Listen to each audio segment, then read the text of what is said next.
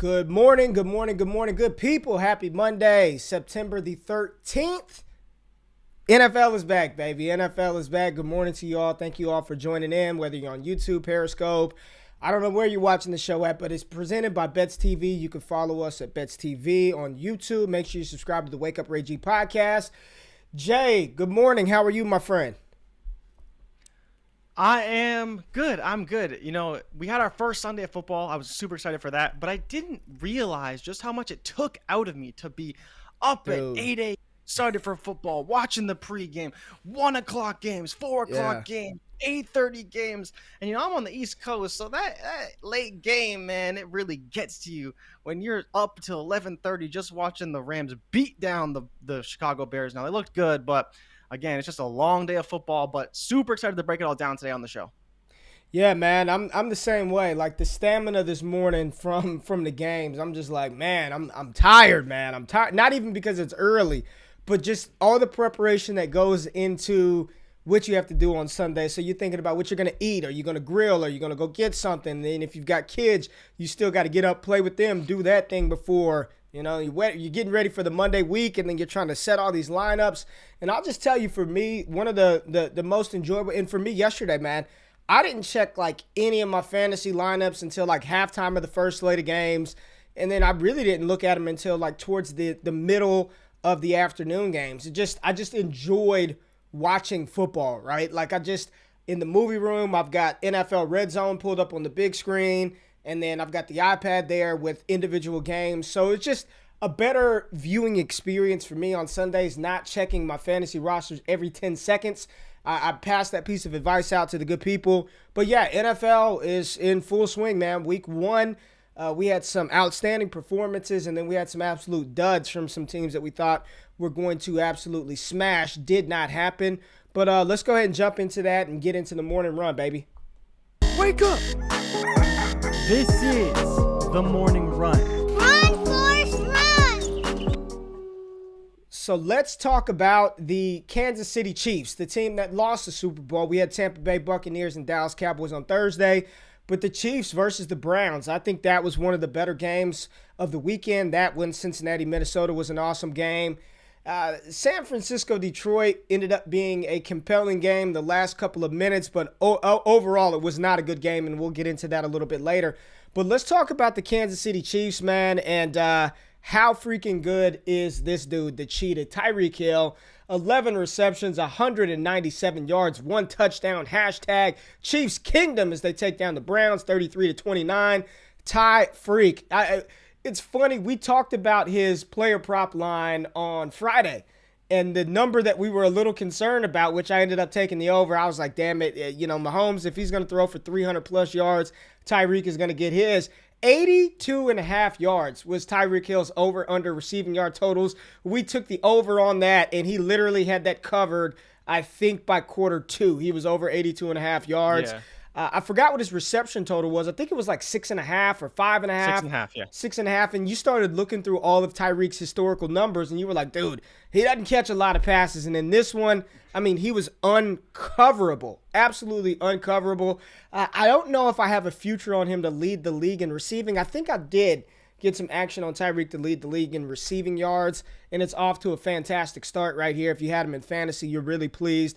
Patrick Mahomes, 27 for 36, 337 and 3, 1 rushing touchdown. Any quarterback rushing line prop that they give you is free freaking money. I think Mahomes over-under was like 10.5 rushing yards.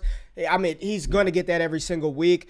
What were your thoughts on Mahomes? I mean, Kelce went off 6 for 76 and 2 touchdowns. I was reading an interesting stat. So Heath Cummings this morning tweeted out this, and I thought this was interesting. 64.7% of Kansas City Chiefs targets went to Tyreek Hill and Travis Kelce.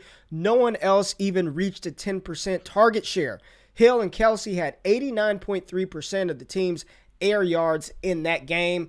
And like I said, and like we've been saying, it's honestly Travis Kelce, Tyreek Hill, or bust. Any thoughts from this one? Man, I think you just nailed it. It really has become Tyreek Hill and Travis Kelce or bust, and that's it. And you talk about Mahomes getting 300 yards. That's basically with Tyreek Hill dragging him to 200 and then Kelce dragging him another 75. So the other guys really aren't doing a whole lot in this game. Like even Clyde, I think, was third on the team in receiving with only 28 receiving yards on 3 receptions. Mecole Hardman, people wanted to make him a thing last year, and even for me, I kind of pounded the table for him.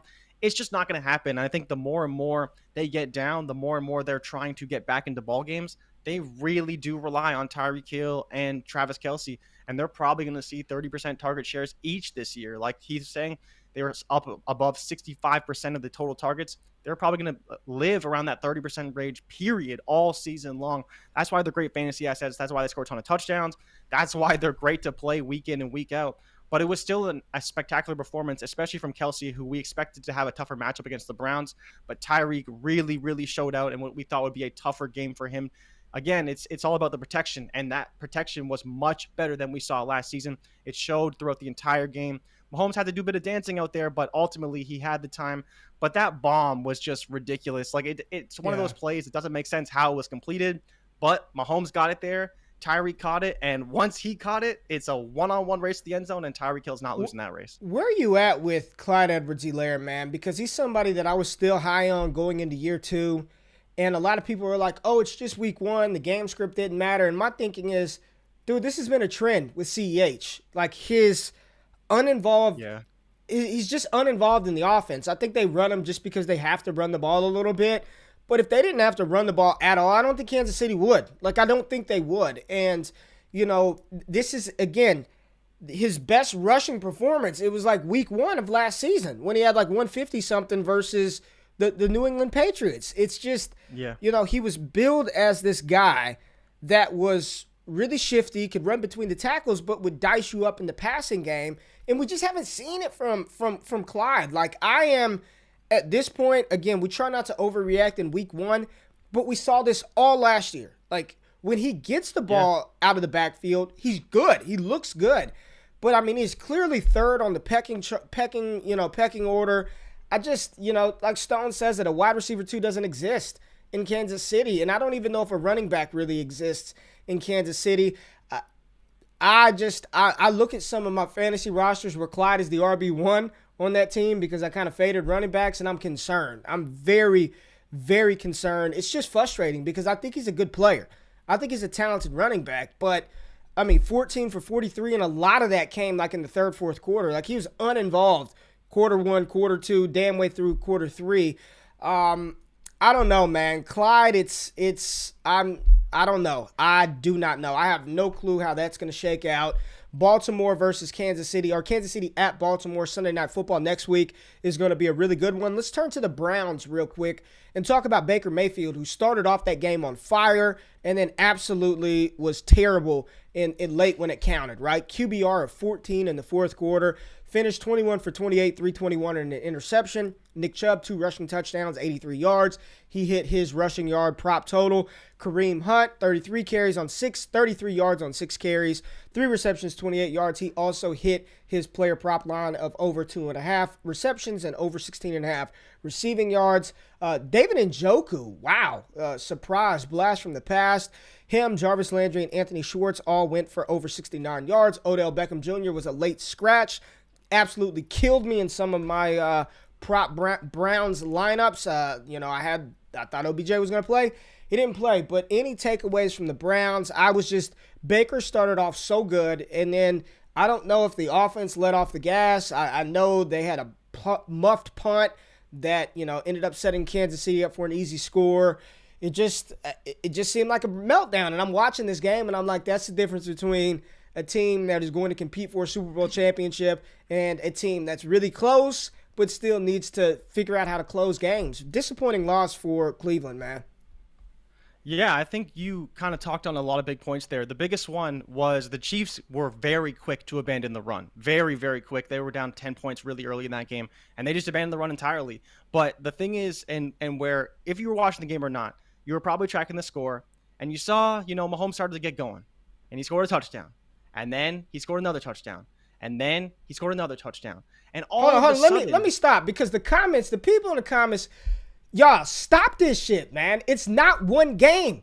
This is a constant. Yeah. This has been a theme since 2020. Like, stop it. Stop trying to make excuses for something that we continue to see.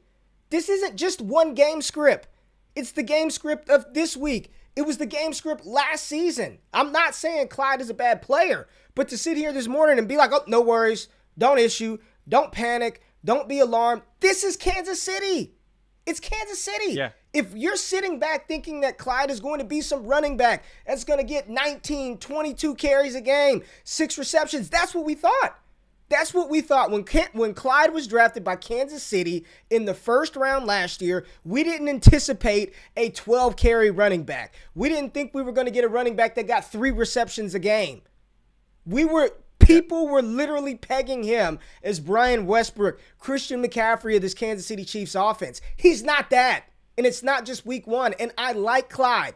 I like him. If you want to have this blind faith that he's going to end up being a top running back, he's going to end up scoring you a ton of fantasy points, maybe he'll give you that week. Hollywood Brown may give us a week like that. Henry Ruggs may give us a week like that. But the reality is the expectations and what we wanted Clyde to be, being drafted out of LSU, he ain't that. He hasn't hit that, and it's bigger than week 1. I'm sorry, Jay. Go ahead, man. But we got to stop this, man. Stop. You good, but you're right though, but people need to realize that the scary part is that he's not even taking away, like, I don't want to say taking away, but he can't even get targets from Travis Kelce and Tyreek Hill, who already have massive target shares. So if he can't even so much as just get a few targets from them to where he's trusted in that offense, how are they going to trust him to tote the rock when they're down in games? How are they going to trust him between the tackles to score touchdowns? It's already showing me that it's just not a situation I really want to be involved with. So for me, it's just like, why are we holding on to this hope with CEH now? We might as well just cut bait, move forward. I'm not gonna cut bait. I'm not saying that. Bait? I'm not cutting bait, but I'm just tempering expectations. I just don't think in this offense. Did you not just hear 64.7% of the targets? So everybody that's saying, oh, it's the game script, what the hell do you think CEH is? Nick Chubb? Yeah. You think he got game scripted out because he couldn't carry the ball? His calling card was receiving, and he should be game script dependent. If they're winning, he should be getting the carries. If they're losing, he should be a part of the passing game, and he's not. 65% of the targets went to Hill and Kelce. 89.3% of the team's air yards went to those two guys. He's not involved when they're down. He's not involved the way we want to when they're winning. What's the game script for Clyde then? Tell me.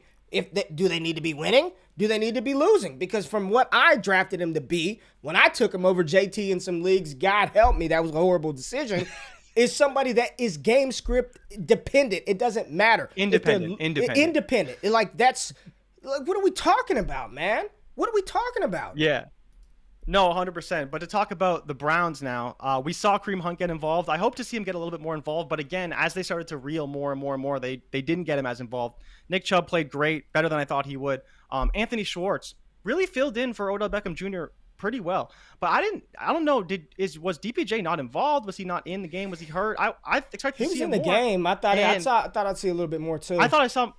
Right? To think that Schwartz is going to be that outside threat was kind of blew my mind. But he played great. So clearly the offense got that part right. Seeing Njoku played well. Hooper played well. Jarvis obviously played well. Rushed for a touchdown.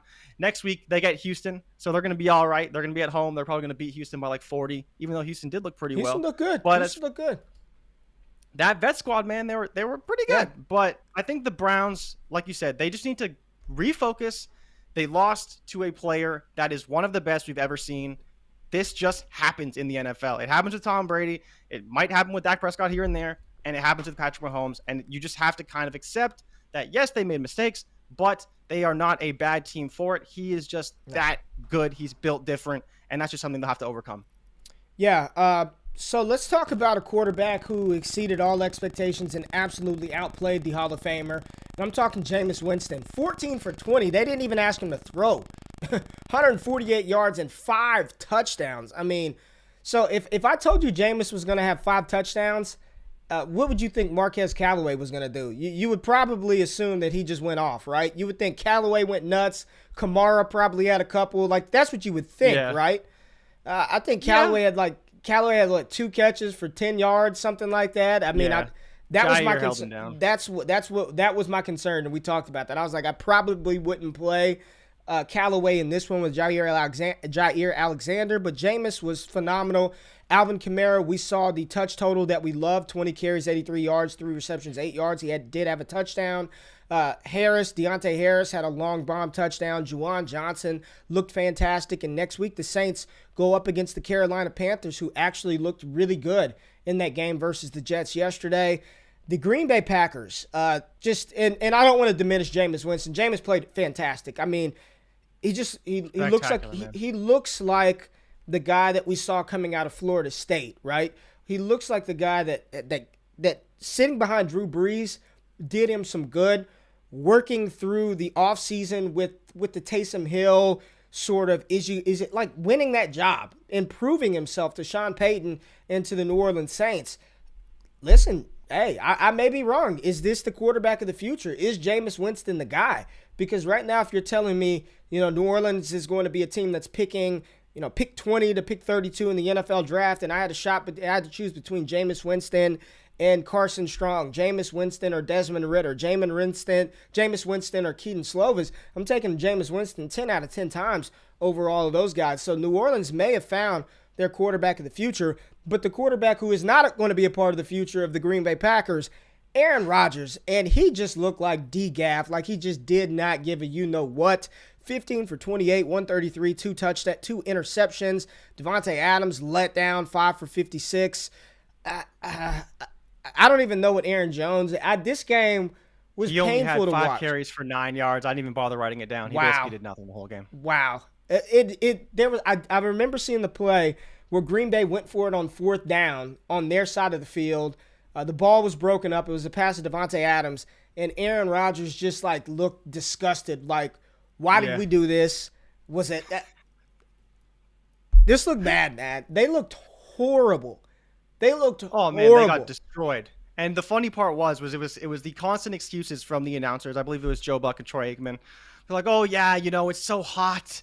Aaron's probably not used to the heat. Oh my gosh. So it's just not a good situation for the Packers. All the turmoil in the offseason. It was just like excuse after excuse after excuse. And every play just looked worse and worse and worse. But that Saints defense looked so good. Now, the Packers were not flying on all cylinders by any stretch. But that D-line was getting tons of pressure. That secondary was swarming around, and those linebackers were playing sideline to sideline, and the Packers could not do anything against that Saints defense. But that's how good they're going to have to play this season if they want to contend for that division. And, we'll see about contending for the NFC. But to contend for that division, even against Tampa Bay, they're going to have to play that good each and every week. And we know that Marshawn Lattimore got his contract extension finally after being on the 5th-year option this year. He got almost $100 million and $62 million guaranteed, highest paid cornerback in the league. Definitely earned it against Devontae Adams last night. And so it's going to be interesting to see what happens with these Saints because they looked better than we thought. And even last year, same thing. They came out and they punched the Tampa Bay Buccaneers in the mouth. Everyone thought Tampa was going to be this big team, all these things. They punched Tampa in the mouth just like they punched Green Bay in the mouth. And they're really overcoming the odds a little bit, having to play in Jacksonville and all these different situations. We don't know when they're going to be able to play at home and if they're going to be able to play at home anytime soon. I just tweeted out last night, do you think Aaron Rodgers finishes the season in Green Bay? Yeah, I think he does. I think he does. I'm just throwing it out there, It's a funny situation because if for some reason Teddy gets hurt or things don't work out over there, Denver will not hesitate to trade for him, I don't think. But I think that he has to become available, and I don't know unless he just pulls a James Harden and just kind of keeps doing whatever. Maybe he wears a fat suit to work. Maybe he just doesn't want to play very hard in the games. Kind of forces his way out a little bit, but I don't really see that happening for Aaron Rodgers. Next week, I forget who they play next week, but he's got a cupcake matchup.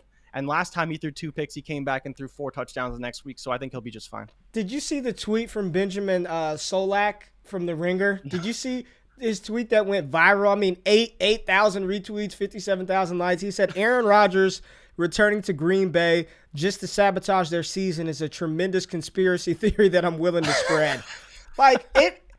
As I'm watching it, I'm not even joking. A part of me was thinking, is this dude seriously just like F it? I don't care. I'm just, when he threw, it just seemed like whatever. Even in the post-game interviews, one game, we got 17 more to go, 16 more to go. no big deal. And I'm like, dude, y'all look terrible. Yeah. Aaron Jones let down. Aaron Rodgers, massive letdown. Devontae Adams let down. The whole team, look, Tanyan did nothing. The offense looked terrible, absolutely horrible. I'll tell you who didn't look horrible were the Arizona Cardinals looked great. Arizona Cardinals looked, and they were a team who looked terrible during the preseason, right? They were a team that looked trash. They didn't look very good at all in the preseason. This was a game that was projected to be a back-and-forth battle. We were supposed to see Julio and A.J. Brown and King Henry. Those dudes were on witness protection because we couldn't find any of them for a majority of the game. The Cardinals were dominant on both sides of the ball. One of those sneaky defenses that we talked about. I thought the defense would be really good with Chandler Jones, J.J. Watt, Isaiah Simmons, Budda Baker. They look good, man. They looked really good. Kyler, 21 for 32, 289, 4 TDs, 1 interception, 1 rushing touchdown. Edmonds and Connor had 28 carries, 116 yards, which I think, I don't think any of them were projected to be bell cows, so solid rushing performance. DeAndre Hopkins continues to remind the NFL that he is the best. There's no wide receiver better than Nuke Hopkins. The things that he can do, body control, speed, agility, hands, he's a dog. Christian Kirk, blast from the past. Even though Texas A&M looked horrible this weekend, the Gig'em Aggie alum went off 5 for 70, 2 touchdowns. Rondale Moore, the rookie wide receiver, 4 for 68, looked explosive. And Chandler freaking Jones, 5 sacks, 2 forced fumbles. I mean, just all over Ryan Tannehill, all in the backfield. Arizona looked legit. The Titans looked terrible. Secondary looked cooked. They couldn't stop anybody in the passing game. Tannehill, 21 for 35, 212 yards, 1 touchdown, 1 interception. Looked like the Ryan Tannehill of the Miami days. Henry had 58 yards. Majority of that came in the fourth quarter. Chester Rodgers led that team in receiving with 62 yards. A.J. Brown, 4 for 49 and a TD. Salvaged his day. Julio Jones, witness protection as well. I don't even know what he ended up with. But I took a lot of the overs in this game because all the experts told me Arizona's defense is terrible. They said, look at these corners. This is the cornerback here. Here's the safety. They suck. Everybody smashed the overs. I had over Julio 60 yards. Over A.J. Brown 65.5 yards. And none of them hit. All of it wrecked. Henry wrecked. It was just, they looked terrible, man. Terrible. Derrick Henry's got the ball at the 1-inch yard line. Just score a touchdown, Henry. He's getting stuffed at the goal. They look bad, man. Tennessee looked terrible. Did we pick them to win the division? One of those teams. I think we picked them to pick I think so. But you know who's leading the division, right? The Texans? You know who's the Texans are the only team in the AFC South that won. They're 1-0, and everyone else is battling for the bottom. Deshaun Watson feeling bad at home after the Texans are playing well without him, man. Yeah, but to talk about the Titans, it's one of those things, right? And we talked about it in the preseason, kind of going over all these games. We do think that you should at least play your guys a little bit, and we're going to touch on another team that didn't play any of their starters at all. No one played.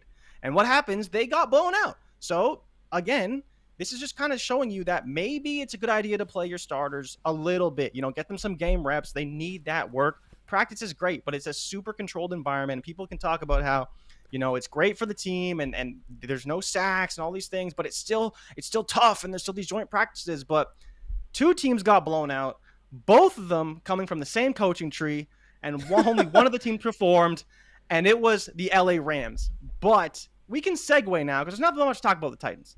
But the Falcons got stomped at home as the favorites by the Philadelphia Eagles. Again, not playing anybody in preseason. They lost 32-6. They couldn't run the ball. They couldn't pass the ball. They just looked terrible. I don't know how Arthur Smith got this job because he is not an offensive guru, at least not yet. He hasn't figured out how to run that personnel. I don't know what they were doing, but it was really, really bad. On the other side, though, Jalen Hurts.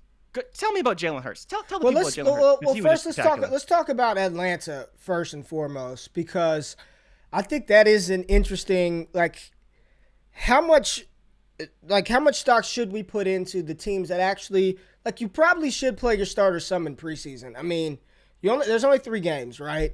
And nothing simulates live in-game action. And when you just roll them out there week one with no sort of preparation, this is what you get. They look inept. They look terrible. They look bad. Yeah. And I don't think it's going to get any better for Atlanta anytime soon. So I want to start. Let's start with Atlanta because Philly was one of the bright spots of the weekend for me. One of the bright spots of Sunday. Matt Ryan, 21 for 35, 164 yards. That's it. I love Kyle Pitts. I think he's going to be a fantastic player. But this is why you probably don't draft a tight end number 4 overall. Like, especially when you have a quarterback who's on the back 9 of his career. Matt Ryan is in his last years as an NFL starter. He just is. He just is. And when you've got talents like Justin Fields sitting right there from you, from the state of Georgia, you don't pass on that for a tight end, man. You don't do it. And I think that move, I think that's going to come back. If Justin Fields wins the Super Bowl in Chicago, it's going to be Sam Bowie, Michael Jordan type, like just mistake. Like you just don't. Yeah. That just seemed. I'm watching it now. To Ryan's credit, the offensive line looks putrid. They play Tampa Bay in Tampa next weekend. Not good. I was excited early. Yeah, they play in Tampa. I was excited early. Calvin Ridley had 3 receptions, 39 yards in the first drive. And then he doesn't catch another pass until I think the 3rd or 4th quarter. Doesn't even get a target to catch a pass.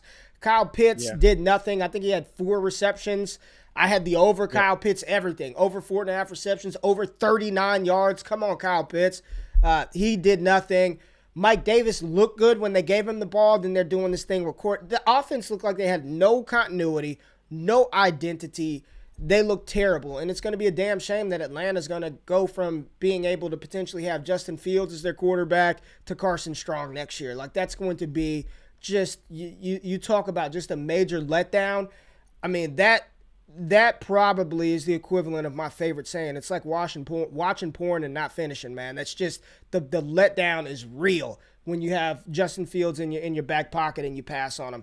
But let's talk about Philadelphia because they were fantastic. I think they looked one of the best offensive performances that we saw this weekend, and it was just efficient, right? Jalen Hurts came out there. He looked in total command of that offense, 27 for 35, 264, 3 touchdowns, gave you 62 yards on the ground. Miles Sanders looked fantastic, 15 for 74, had 4 receptions, 39 yards. Rager looked good, 6 for 49 and a touchdown. And this is Rager. He needs to be in that complementary role, that number 2 wide receiver role. Quez Watkins came out the gate. He had 3 receptions on the first drive. I mean, He looked great. Dallas Goedert looked good. Zach Ertz was getting involved. And then the Slim Reaper in his NFL debut, 6 receptions, 71 yards and a touchdown. He looked like Devontae Smith. He looks like the number 1. Any player prop line you get for Devontae Smith and his receptions are 4.5 to 5.5 yards, smash the over. This was one of the ones that we didn't understand the line.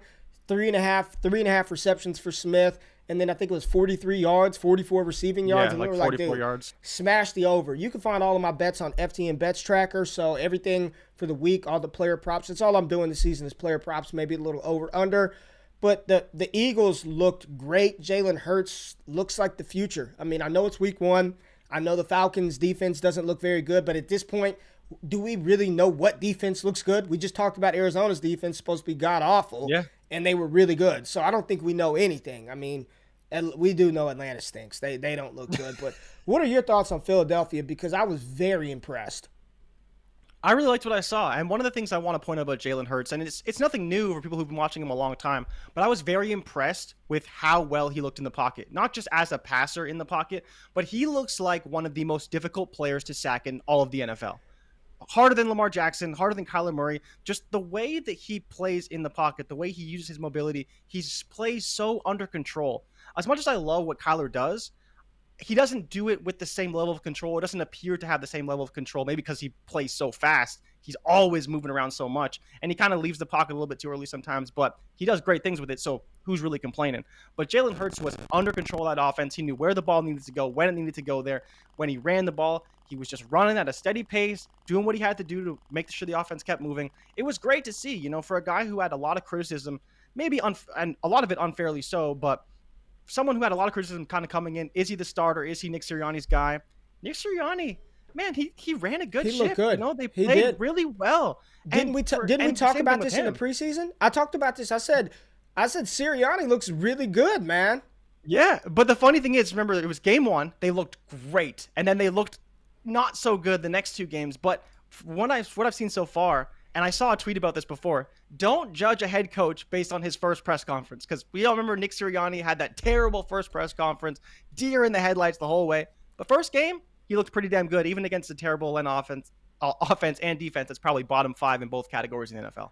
I'm in on Jalen Hurts, and I traded him to you in the league. I'm regretting that. Yes, I think he's gonna be really, really good. I think, and here's the thing with Philly, they're gonna have 3 first-round picks because of the Wentz stuff with the trades. Yeah, They could turn this thing around really quickly with those offensive weapons. Doesn't it make a difference when you have an improved offensive line? We talked about how bad their O-line was last year. Their O-line is healthy. They get some playmakers. They switch some players around. You get Quez Watkins in the lineup. You play Dallas Goedert more. You get a true alpha in Devontae Smith. And, oh, my God, surprise, surprise, the Eagles look good. If they take those 3 first, shore up the linebacking core, get some more secondary help, continue to add to the offensive front for Jalen Hurts, because they don't need any more offensive weapons. Like, they're good. No, not at With all. Kenneth Gainwell, Miles Sanders, good money. Hurts, Smith, Rager, Watkins, even Ortega-Whiteside was out there blocking. Like, they don't need any more skill position players. And I would Ertz take looked great too. And Hurts looked great. If they allocate those 3 picks to the defense, Philadelphia could be they could wreck the NFC East for some time, man. Really impressed with the Eagles. Not impressed with Josh Allen, the newly minted $2 billion man. The Bills just didn't, and they were the one they played in the preseason, so we thought they would come out firing on all cylinders. But this was just a tough. I mean, I knew it was going to be a tough matchup, versus the Pittsburgh Steelers. Stephon Diggs did hit his over receiving receptions prop total, but didn't hit the yards. Beasley, listen, Cole Beasley, I think he's going to be a free square in prop bets. Like. Yeah. Whatever his receiving line is set at, just hit the over. He's going to be a PPR machine. Singletary, we saw a report that he's completely outplayed Zach Moss, so he is the starter at 72 yards on the ground. Allen, 270 through the air. He was sacked multiple times. He did have a touchdown, 44 rushing yards. The Bills just they couldn't get it done. Big Ben didn't look good either. I mean, 18 for 32, 188 and a touchdown. Harris could not find any running room. He had one long run that kind of salvaged. He really didn't salvage his day because he didn't play well. 1 reception, 4 yards, 16 for 45. Juju, 4 for 52. Claypool, some deep downfield targets. Deontay Johnson got hurt, comes back in. Crazy touchdown catch. TJ Watt shows why he should be one of the highest paid or the highest paid defender in the NFL. 3 tackles, 2 sacks. I don't really know what to take away from this game. I think Allen's going to be fine. Diggs and Beasley will be fine. I think Najee will be fine. And good luck figuring out which Pittsburgh wide receiver is going to be the guy week to week. Good luck. I think it's just going to be musical chairs at that wide receiver core. I'd like to say Deontay, but Claypool's running those deep downfield. He's getting those downfield targets. Juju commanding those middle of the field targets. I don't know. I will say it's that impossible to project, man. It really is. It's tough, man. It's tough. I will say that I did like the fact that Najee had 17 touches. That's good. That's he wasn't getting benched. They just couldn't find anything. That O-line was getting hammered. Greg Rousseau from the Bills looks like he's going to be a really, really good player. But let's talk about Miami and New England. Miami and New England. Oh. The Alabama boys. Tua versus Mac. This was actually a really good game in the afternoon slate. A really good game. Tua finishes 16 for 27, 202. Had a touchdown. A horrible interception. He also ran one in. Gaskin, 9 for 49. Parker, 4 for 81. Jalen Waddle, 4 for 61. Mike Gesicki, just witness protection. He was 0 for goose egg. Did absolutely nothing. What? That's Miami. The Patriots, Mac Jones, 29 for 39, 281 and 1. Damian Harris had 100 yards rushing. Aguilar led the team in receiving with 72 yards and a touchdown. James White did his thing. Jacoby Myers, 6 receptions, also dropped 2.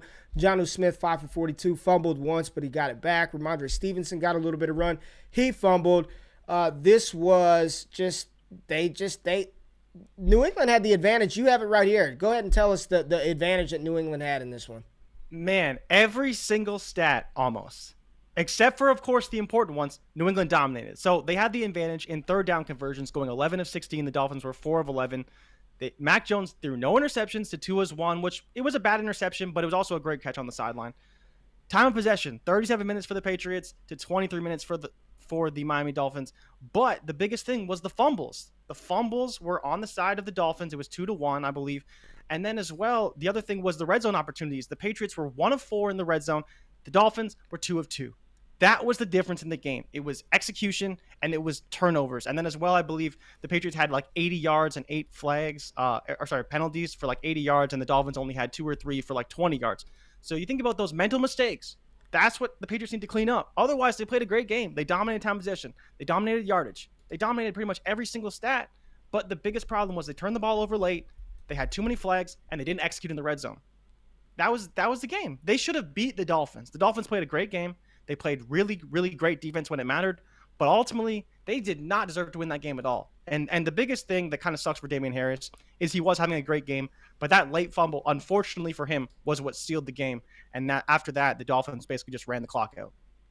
Yeah, it was a brutal fumble too. It was a brutal fumble. Yeah. It came as they were driving the ball down the field. It just, Yep.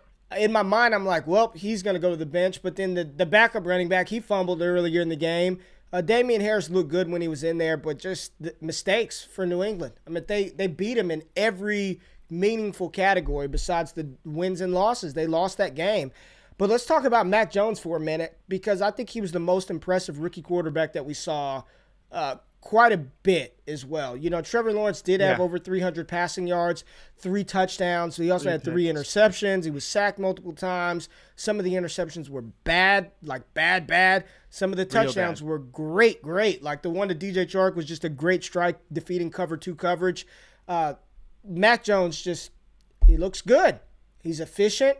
He gets the ball. He's really good at climbing the pocket. When there's pressure, just stepping up, climbing the pocket. He was putting balls on the money. It took him a minute to get comfortable. I thought that they would throw a little bit more. We kind of talked about what we thought the game script would be. And, I mean, he threw the ball almost 40 times in his debut. They did establish the run early. I think Mac Jones is going to be real good. They got a lot of plays in. He's going to He's going to be really good. I think he's going to be real good in the NFL, especially when they get him a true wide receiver, like a real one, not Nelson Aguilar. No disrespect or hate to Nelson Aguilar. He looked good, though. Don't talk disrespect to Nelson Aguilar. He looked really good. Well, let's talk about it. They were switching him and Myers in the slot a little bit. We expected Myers to take the full slot role, but they had Aguilar in the slot too, and he looked really good.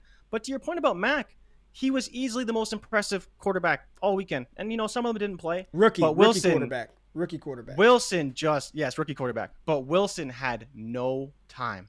We expected that Jets offensive line to be pretty good. And I don't want to take anything away from Carolina, because maybe their defensive line is just really good as well. But we expected that Jets offensive line to be pretty good, and they were just awful. Just god awful. Zach Wilson had no time at all. Zero time. Whereas, Mac didn't get sacked. He could climb the pocket. He did have time. He delivered throws on time. Looked great. And a couple touch passes, one to James White on the sideline. Oh, that one was down the field. Yeah, that one to James White was beautiful, man. Just a dime. Yeah, he was dialed in. I think he's going to be really good. And to Zach Wilson's credit, he did make a couple of good throws, using his legs to move around some.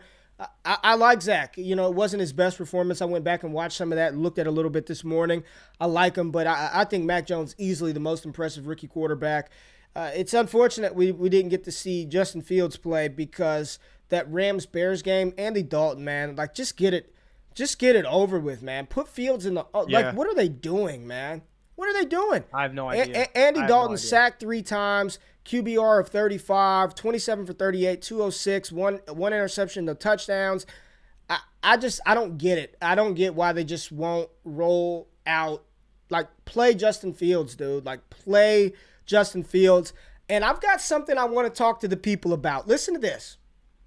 Every year, I tweeted this last night. Every year, I'm going solo. Every year, you fantasy analysts, you people out there, fantasy analysts, tell me that David Montgomery is a plotter. He's not good. David Montgomery, you trade him. He's a bottom, a low-end RB2. He's not a high-end running back. And I'm watching this kid last night. He looks top 5-esque. He looks legit. Right now, if you told me, Ray, you could have David Montgomery or Najee Harris, David Montgomery or J.K. Dobbins, David Montgomery or Clyde Edwards-Helaire, David Montgomery or I want David Montgomery. The burst, the power in which he plays, his ability to catch the ball at the back, he looks legit. David Montgomery is a dude. And he's still, what is he, 24 years old? 24 years old. He's super young. Just turned 24 years old. Whatever that graphic was, remember that graphic that said the feet of the comps, yeah. Run that back, because that might be accurate. Run that back. I know it seemed crazy 2 years ago, but the feet of Saquon Barkley, the power of Ezekiel Elliott, the speed of, I don't know who, like, that may be accurate. Whoever did that back then, we owe them credit. Do you remember what the agility was, though? What was the agility of? Sony Michel. Well, they got that wrong because he's got way more wiggle than Sony Michel. But David Montgomery is legit. I think he's a very, very talented running back. Right now, let me ask you, Jay. Right now, David Montgomery or Zeke Elliott? Oh man, the problem is that once Quit. It's Montgomery. David Montgomery or Zeke Elliott? It's Montgomery. Who do you have more faith in right now? David Montgomery, Josh Jacobs? Oh, David Montgomery. David Montgomery or Najee Harris? They're both the same age. I think honestly, David Montgomery. David Montgomery. Yeah, I'm the same way. I think so as well. I truly do. I mean, he looked fantastic. Let's touch on a couple of the other games. Let's talk about, we cannot start this Monday out and not talk about the drop king himself, Jamar Chase, who silenced everybody by catching everything and leading that team 5 for 101-1. To me, the rookies of the week were Jamar Chase, Devonta Smith, and Mac Jones.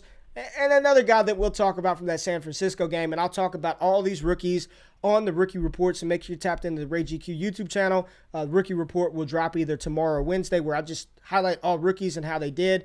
Somebody asked Montgomery or CEH. Easy, David Montgomery. I mean, is that even – where are you at, Jay? David Montgomery or Clyde Edwards-Helaire? Yeah. What'd you say? Montgomery. Easy. Montgomery. The Vikings and Bengals just turnover fest left and right. Dalvin Cook fumbling the game away, but Jamar Chase looked good.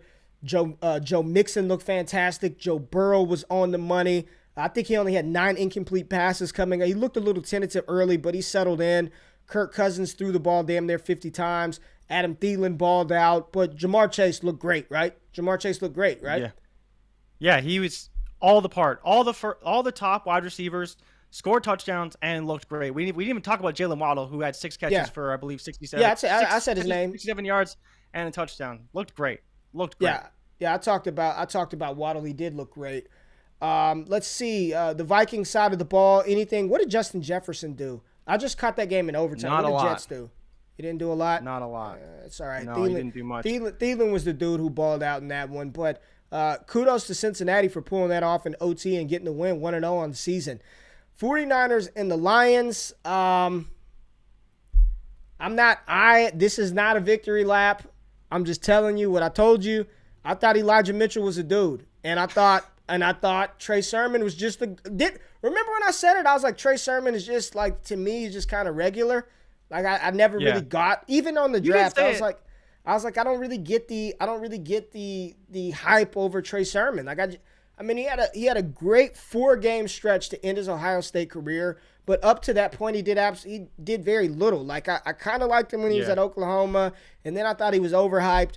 So then he's a healthy scratch, and a lot of people are like, "Oh, he's injured," and then Shanahan flat out comes out and says he wasn't better than JaMychal Hasty or Elijah Mitchell. Yeah, Raheem Mostert gets the start. What does he do in true Raheem Mostert fashion? Gets hurt. And then here comes Elijah Mitchell ripping off 38-yard touchdown runs, over 100 rushing yards. And if Mostert, I think it's a 1A, 1B backfield, regardless of if Mostert's in the backfield or not. Like, Elijah Mitchell's the dude that you want. The number one waiver wire priority in my opinion, this week should be Elijah Mitchell. He looked fantastic. Jimmy Garoppolo looked good as well. Looked good as well. Yeah. No, and I think your point about Elijah Mitchell is what's crazy is that somehow this just never got reported. Everyone expected Trey Sermon to be the backup, and I don't think that was unfair to think. We had the highest draft capital. There was hype about him coming out of camp, but for some reason, he just apparently did not impress Kyle Shanahan to the point where he wasn't even considered for the backup role. And we find this out week 1 of the season. All of these fantasy people are drafting Trey Sermon in the first round, high second round, thinking he's going to be the guy. And there's really no reports saying otherwise. But all of a sudden now it's just like, what's going on? Like, why is there so much like uncertainty with this backfield? It's very, very strange to me. Don't trust the Shanahan. That's just all I'm going to say is you can't trust the Shanahan. They tell you one thing, and then they go out there and do something completely different. DeAndre Swift looked great. All the concerns about him losing work to Jamal Williams. Jamal Williams did play more than I really would like him to, but DeAndre Swift he just looks great. I mean, he looks like a stud. I thought Jared Goff played pretty well outside of that one bad interception in the middle of the field. TJ Hawkinson did his thing. I saw Matt Kelly tweet something out, and I think it was basically the Detroit wide receivers had 40 yards receiving, and everybody else had like 300 and so. Like, nobody did anything besides the running backs and tight ends. What other games do we need to talk about? Broncos, Giants, Jerry Jeudy. High ankle sprain, out 6 to 8 weeks. We asked some people in the medical field. They said he probably isn't going to look like himself until week 12 or 13. Unfortunate because when you talk about a clinic, Jerry Jeudy was destroying the New York Giants defenders. I mean, it was a clinic on how to run routes. Melvin Gordon told Javonte Williams to sit down. This is still my show. Daniel Jones had a higher fantasy scoring output than like all these big name quarterbacks, which just shows how different fantasy is from real life, because for real, he looked terrible, but he scored you a bunch of fantasy points. Sterling Shepard did his thing. Saquon Barkley definitely does not look comfortable yet, and that's to be expected. Would you play, like, the whole additive start your studs? Would you even feel comfortable starting Saquon Barkley? I did. Like, at what point do we start Saquon in fantasy? Because I'm concerned. You can't start him now. Like, I started him too in a couple leagues, but I can't do it anymore. We heard he wasn't going to be ready, and it showed. Like, and it wasn't just that it showed a little bit. It really showed. Like, he really couldn't get anything done. And part of it is offensive line. Part of it might be Daniel Jones' ineptitude running the show. But he just, even on his own, he just didn't look ready. He didn't look like Saquon Barkley. Yeah, and so as fantasy gamers, we have to just. It is, but I think the problem was that we were all too optimistic. But how do we not go too far? Like, is benching him going too far? To swinging like the pendulum and saying we can't even play him because we don't know whether he's going to be good or he's going to be like as bad as he looked against the Broncos. I don't know, man. I'm probably going to bench him in the league next week. I just until he blows up and they give him the work, I probably just have to, man. I can't roll him out there and he's only getting 11 touches, 12 touches with that offense. Like, I need Saquon in that offense. I need him to get like 20, 19, 20 touches. Yeah. It's unfortunate. I'm sorry. I didn't talk about the Rams real quick. Matt Stafford looked fantastic. I mean, his MVP odds are probably going to go up this week. Henderson was the guy. We saw 1 carry from Sony Michel, so much for that. Darrell Henderson, 16 carries. Cooper Kupp, the leading receiver for the Rams, he had 10 targets, and he seemed to be Matt Stafford's go-to guy. We heard that story during the matchup that they get out there, Matt Stafford and Cooper Kupp, 2 hours before everybody else at practice and work on their passing. So he's the guy. Tyler Higbee looked fantastic, and then that Rams defense looks for real. I mean, they were just abusing the Chicago Bears offensive line. Real quick, we just need to touch on Washington and the Chargers. Justin Herbert over 300 yards. He looked good. Keenan Allen looked good. Austin Eckler didn't play, so that hamstring issue was more of an issue than they led on to be. Antonio Gibson looked good. Fumbled the ball, I think, once or twice. I think he may have had 2, once or twice. Yeah. But he looked fine.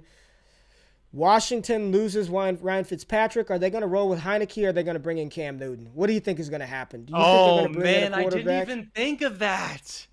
I didn't even think of them bringing in Cam Newton because they have the Ron Rivera connection. He knows the offense a little bit.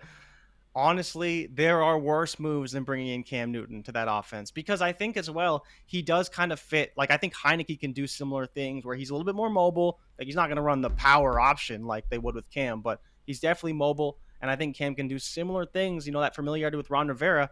But we'll see.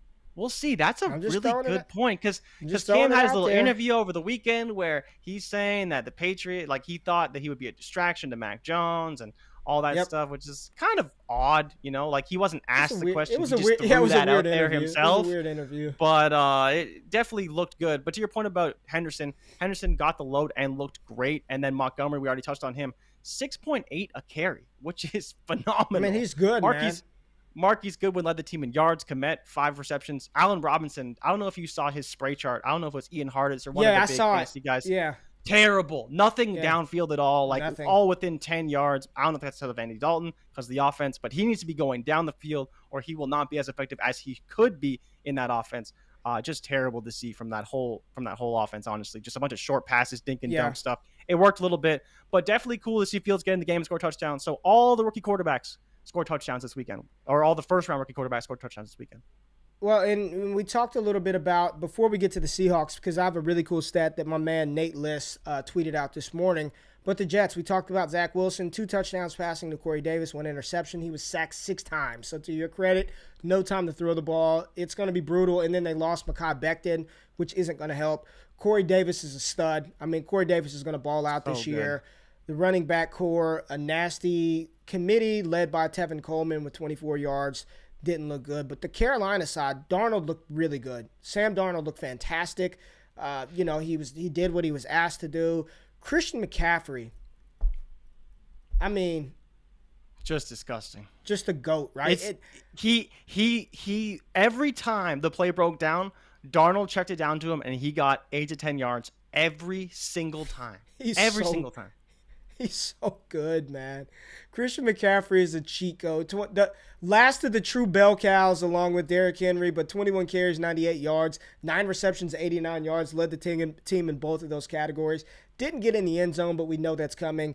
The receiving core, DJ Moore looked good. Robbie had a long touchdown catch. Terrace Marshall, 3 receptions, 26 yards. This, much like Kansas City, where we talk about Tyreek and Kelce, it's CMC. It's CMC. Like, he's going to get as much work as humanly possible. But let's talk about the Seahawks, because I want to talk about Russell Wilson real quick. 18 for 23, 254 and 4. And Nate Liss tweeted this out about an hour ago. Only Russell Wilson, who had the second fewest passing attempts of the week, 23, of any starter, could achieve this. 78.3% completion percentage, 4 touchdowns to 0 interceptions, 17.4% touchdown rate, 11 yards per pass attempt. Tyler Lockett, 26 fantasy points. DK Metcalf, 16 fantasy points. Each of them had 5 targets.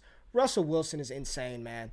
I mean, they don't even throw the ball. And the Colts were supposed to be this really good defense, and Russell Wilson lit them up, throwing the second fewest pass attempts on the week for any starter. Now, we'll see what Lamar Jackson and Derek Carr do tonight, but let's start the Russ for MVP campaign once again.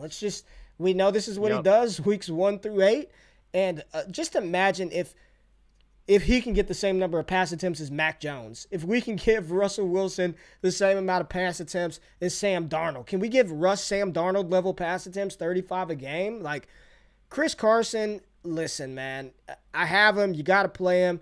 But, man, does he look like he's running in mud sometimes. I mean, he just looks lumbering as hell. Like, he's a physical back. But Russell Wilson, just incredible, man. Just an incredible talent at the quarterback position. Can't wait to see what some of his props are for next week's slate of games. But, Jay, I think outside of talking about the Monday night game real quick, we hit every game. Yeah, beautiful morning, man. Elijah Mitchell, man. We told y'all about it. But tonight, we've got Baltimore versus the Raiders. We know the Ravens are decimated offensively. They're down 2 starting running backs. No Rashad Bateman. Lamar Jackson is going to have to do a lot. Baltimore's favored by -4. I probably wouldn't touch that. I don't know. I mean, the Raiders, I don't know. I don't know. Marcus Peters is out. That's a big loss as well. What do you think about this game tonight? I don't think I want to touch the over. I don't think I want to touch the money lines. I don't really know which one's going to play. If you want to take the Raiders, take a shot on them. They actually do have pretty good odds. Plus 169 is pretty good. It's pretty good. And obviously at home, and they have everyone healthy to my knowledge. Maybe I know they had some issues with their offensive line, but they always have a stout offensive line, a lot of big guys. They're going to run the ball. And that's why I'm sort of leaning towards the under, because I think they're just going to run a ton. We know that Baltimore's going to run a lot. They're missing Miles Boykin, Rashad Bateman. It's going to be all Mark Andrews and probably some Hollywood Brown as well. But I'm kind of leaning the under. 50.5 just seems way too high for two teams that I expect to run a ton. We'll definitely see some Darren Waller. I'm sure we'll see some shots to Henry Ruggs. But if those shots don't connect, it's going to be a lot of punts, a lot of running. And unless Lamar Jackson really takes this game over, I'm not expecting to see a whole lot offensively. But we'll see. I think Lamar's going to have to dictate pace in this game. And if he can't get it going, I think the Raiders just slow play this and kind of just burn the clock out and probably win the game like 20-16. Yeah, I'm not. If I did anything, the plus 169 is excellent juice. I would take that if I was going to do anything. The Raiders in an upset. For everybody who asked, because a lot of people were asking questions about what bets we took this past weekend. If you guys want to find my bets, all of my bets are on ftnbets.com/NFL/bet-tracker. ftnbets.com/NFL/bets-tracker. You can see all the player prop bets that I put in. Last week, I was 8 for 6 overall record in props. Almost broke even. Right now, I'm down 0.09 units. Stupid Cleveland and Atlanta just absolutely wrecked me.